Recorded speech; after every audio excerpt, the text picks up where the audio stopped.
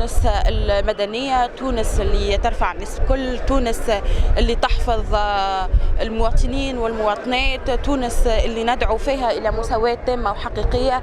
نرجع للأسف نتحدثوا على العنف، على العنصرية، نتحدثوا على هجمات معناتها عنيفة ضد مهاجرات ومهاجري جنوب أفريقيا. للأسف الدولة الأولى اللي عملت قانون مناهض للتمييز العنصري 177 سنة على إلغاء الرق، نعود بخطاب شرع للعنف وللتعامل مع مهاجرات ومهاجري جنوب إفريقيا بمعاملة سيئة ولا إنسانية، لا تحفظ لا كرامتهم الجسدية، ولا تحفظ بيوتهم، ولا تحفظ أطفالهم، ولا تحفظ نسائهم. Pour moi, c'est aucune importance qu'ils aient des papiers ou pas, parce que c'est une question tout à fait bureaucratique. C'est une question de hasard si on a les papiers ou pas. Il faut accepter le mouvement libre de tout le monde dans le monde. Les grands chefs des États, ils bougent partout, ils font la guerre partout. Eux, ils ne connaissent pas de frontières. Mais ils dictent les frontières pour les gens pauvres et pour les gens normaux comme nous, etc. Et il ne faut pas accepter ça. D'une manière générale, les lois ne sont pas faites pour être justes.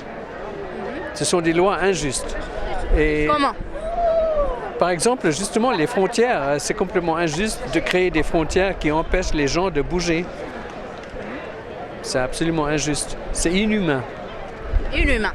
Voilà, exactement. Et le discours de votre président, ils ont en Allemagne où j'habite exactement les mêmes discours.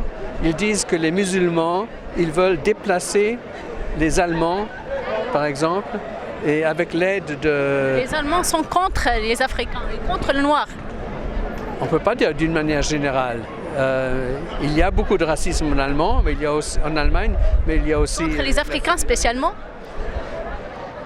Je pense que les Africains souffrent plus que les autres, mais aussi les femmes musulmanes, par exemple, qui portent le voile, souffrent énormément. Oui.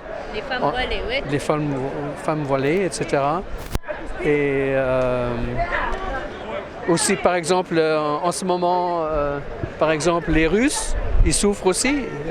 Ils n'ont pas le droit d'entrer en Allemagne. نحن تونس نفتخر أول بلد عربي وثاني بلد إفريقي ألغى العنصرية، أول بلد عربي في سنة 2018 يسن قانون أساسي ضد التمييز العنصري، ويكون معناه خطاب رئاسة الجمهورية مبطن بالعنصرية وبكراهية الأجانب وخاصة جنوب الصحراء.